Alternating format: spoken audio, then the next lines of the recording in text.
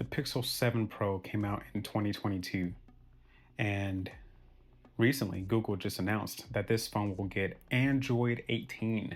That's amazing. Is this phone still worth buying in 2025? Let's take a look. I want to start with the design. The Pixel 7 Pro still holds up very well in 2025. I really enjoy the way this phone feels in hand.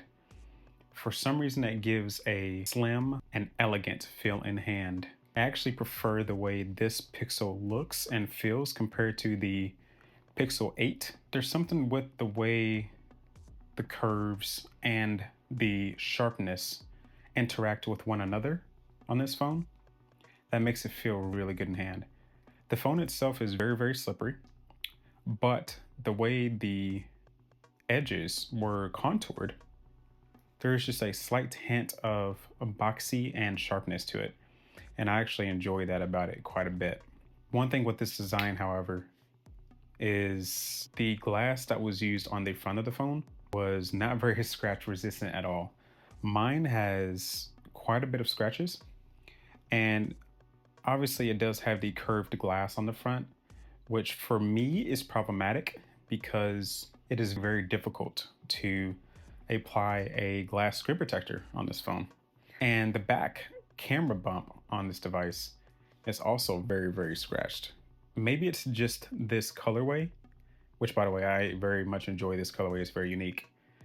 It could just be the colorway, but the back camera bump is very scratched up, but no big deal. You know, it's a 2.5-year-old phone that was used quite a bit. Speaking of the display, this display is beautiful and it still matches up with a lot of flagships that are currently on the market, except in one way, the brightness. The brightness on this phone, comparing to 2025 devices, it's not very good. In bright sunlight, I can barely see it. And whenever you use the max brightness option inside of the house without sunlight directly on it, it's not very bright. I wish it was probably another 30% brighter. I will also say the HDR brightness isn't very bright either. As you guys know, the majority of my videos are shot in HDR.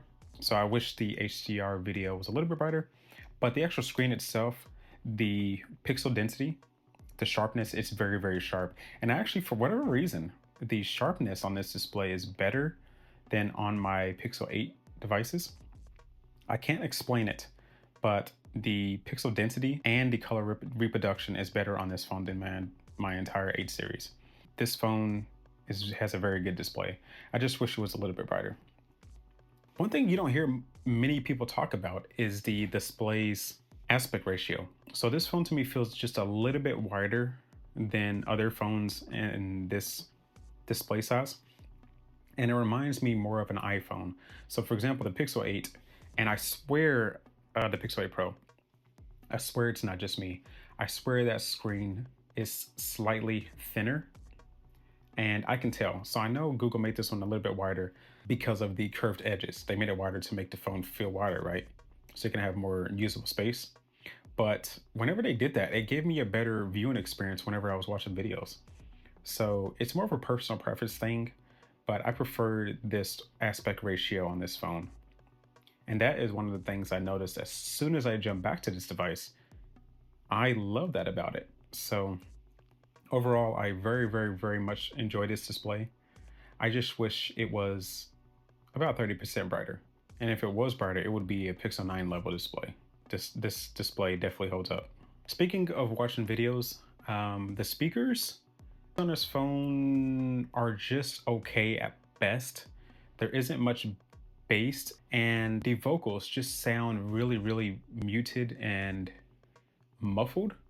Like it's just not a high quality sounding speaker. It's like when you go to Best Buy, right? And they have their $300 speaker on display. You listen to it and you're like, man, that sounds so great, blah, blah. You actually say, you know what?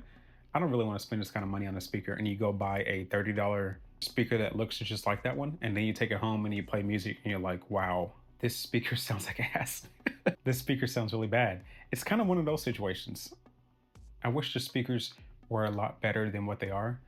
And when I look back at the display and start watching a video, I'm like, man, this is so beautiful. But as soon as you turn that volume up, the speakers just don't sound that good. Now, one thing you can do is jump over to settings, and you can actually jump in to the sound settings, and you could turn on adaptive sound, which does help make the phone sound better. Actually, without adaptive sound, the phone sounds almost unbearable. But yeah, turn on adaptive sound, the sound is better and it's more usable, but it still doesn't compare to any phone that I have, especially iPhones. So I recommend using wireless headphones. And I typically use my AirPods Pro 2. And the cool thing about this is I can connect those AirPods to this device using Bluetooth, right? And within the actual Bluetooth settings, it allows spatial audio, which I thought was very cool. So the newer Pixels have this feature, but the Pixel 7 Pro has it as well. This device's software is identical to the Pixel 9's. I mean, you can use Gemini with this, you can use the circle to search AI features, you can use Magic Eraser within your photos. Yeah, the software is absolutely identical to the Pixel 9 series. So that is a huge win for a device of this age. I feel like I'm not missing anything software-wise whenever I use this phone versus a Pixel 9. I have the always on display that is the exact same features as the 9 series. I have my flip to shush option, which is whenever you can turn the phone over on its face to turn on do not disturb. The vibration haptics on this device are really good, very similar to the newer Pixels. I have the ability to change the screen resolution. All of the wallpaper customization is exactly the same. The way I edit the shortcuts on the lock screen is exactly the same. If I go in, I can also use the now playing feature that identifies songs in the background while they're playing. So yeah, a lot of the features that are on the new phones are available on the older Pixel 7 Pro, and that is very surprising. But it makes sense, it's all software based. So it's all things that can be dropped down to the older phones. It's just that a lot of OEMs typically don't do that.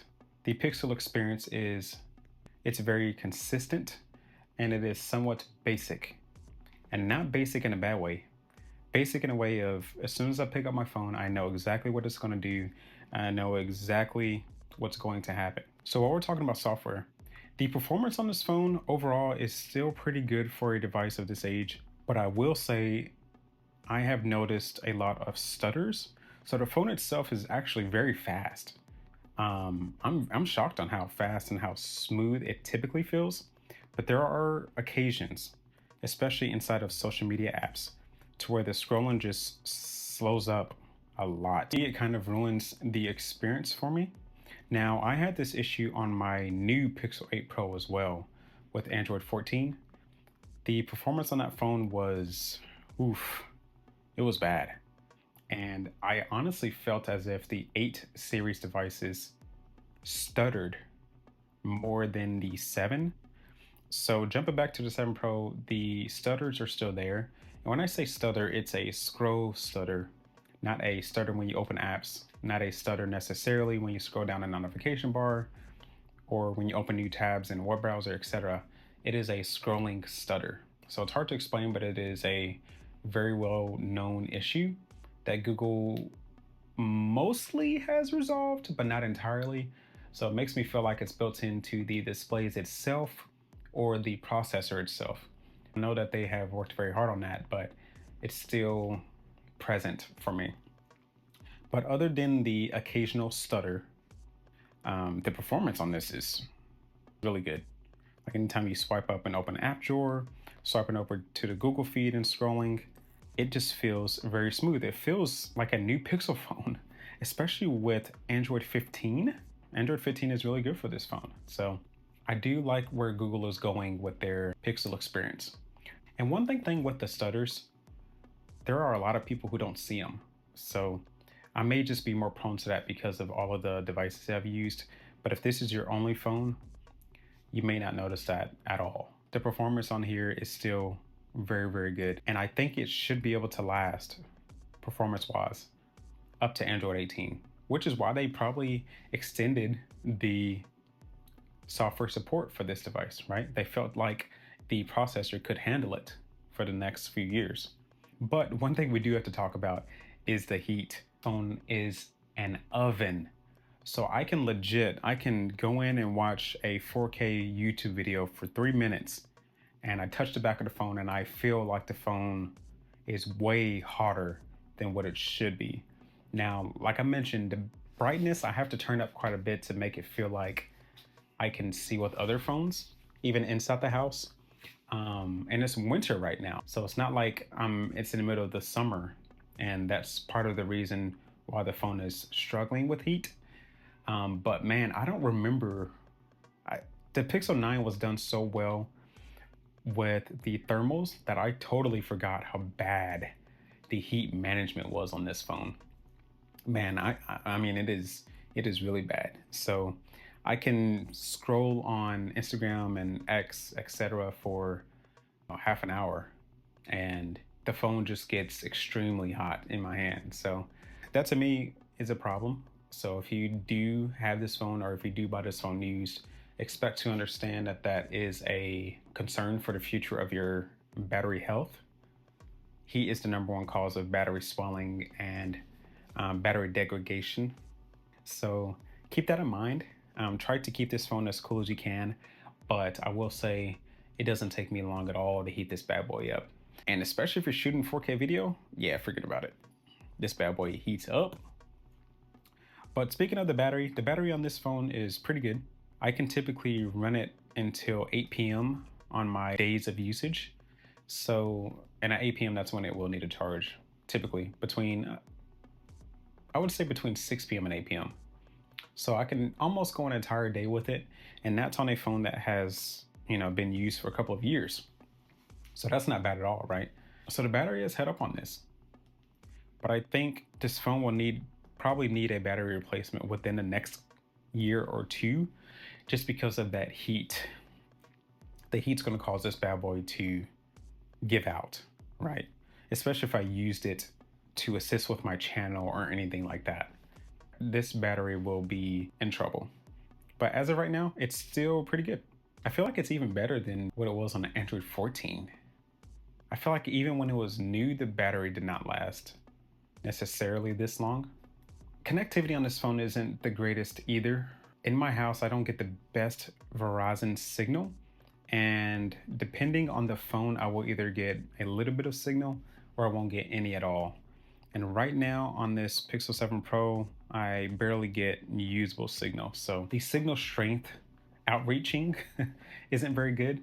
And I also noticed that it drops 5G a lot. Now that can be a problem, because if I'm not on Wi-Fi during the day, this phone will die so fast because of all the signal strength searching that it can be problematic. So I feel like the 6 and 7 series connectivity wasn't the greatest. It wasn't even, I don't even think it was comparable to the other flagship devices from Samsung, Apple, etc. So that is one thing the newer Pixels excel at dramatically. But I will tell you, it is definitely not as bad as the 6 series. But I would say it's barely passable for 2025. But if you are in an area that doesn't have these issues with connectivity, then you'll be good. The fingerprint on this phone is funny. So of course it uses the older technology. So whenever you touch that fingerprint, man, it is bright. So if you're attempting to unlock your phone in the middle of the night, good luck. You might as well swipe up and avoid this fingerprint scanner, because if your finger is barely off of that center area, it is so bright. I would say 85% of the time it picks up my fingerprint, but the fingerprint scanner isn't really that good, but it's okay. And jumping back to this phone, I forgot that I had Face Unlock, which is cool, but the Face Unlock does not work as a biometric for applications and banks and your password managers like it does on the Pixel 9 series. It's not necessarily considered as safe per Google as it is on the 8 and 9 series. But the biometrics, they aren't that bad. The Face Unlock does actually work really good in the day. It's actually pretty quick. If your face is lit up pretty good, it actually unlocks pretty fast. But as soon as the light gets, and I'm talking a little bit dim, you might as well forget about it, right? So the cameras on this phone, these cameras hold up really, really well. So there's actually occasions, and I feel like it has to be the camera processing Google has, but I feel like there are occasions to where I prefer the photos that come from this phone on a lot of the newer Pixels. The photos with the older Pixel phones were just so good. It has the standard lens, the ultra wide, and the telephoto. The ultra wide is only 12 megapixels, so I typically try to shy away from it, but it's not bad during the day. But the telephoto and the main sensor I use a lot on this phone, and it still holds up really, really well. And when you actually jump into the photo settings, you have a lot of similar settings as you do on the newer phones. You have the frequent faces option, you have the rich color in photos option. You obviously have Ultra HDR, right? And they also brought back the quick access controls, which is something I like using with one of the latest Pixel updates. But yeah, the photos look really good on this phone still. And you also still have the Pro mode, which allows you to shoot raw photos. Now the video quality, to me, the lens switching is still stuttery like it is on a lot of Pixels, but you still have the speech enhancement option, which works really good on Pixel phones, and you can still shoot 4K 30 and 4K 60. Now 4K 60 does now allow HDR, so you can only shoot 4K 30 with HDR. And it also has the video stabilization features, which is really cool, and macro focus. So yeah, in 2025, especially for the price, this phone is a easy yes, especially if you are on a budget and you want to experience the Pixel experience. I'm telling y'all, man, this phone is identical software-wise. It feels identical to the newer Pixels, which is a huge win. But yeah, the Pixel 7 Pro, it holds its own in 2025. Let me know what you guys think in the comments. Let me know if you have this phone and how your experience has been with it. And let me know the Pixel 8 Pro as well. Let me know if you guys have that phone, and let me know how that phone has held up for you guys. But thanks for watching. This is Josh's Way of Life.